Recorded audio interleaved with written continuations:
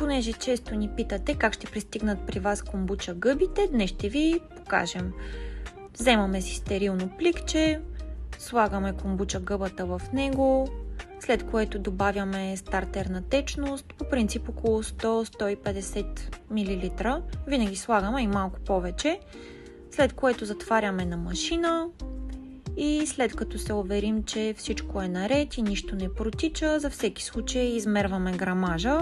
По принцип трябва да е около 250-300, заедно с коби или комбуча гъбата и стартерната течност. Вземаме си кашонче, както може би сте прочели, винаги добавяме по 2 комбучи по наш избор като подарък.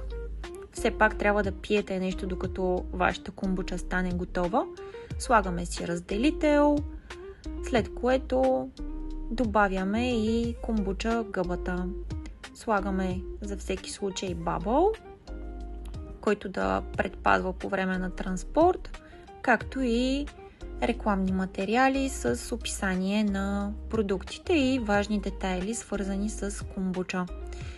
Така пратките са готови, в рамките на още същия ден ги изпращаме при вас.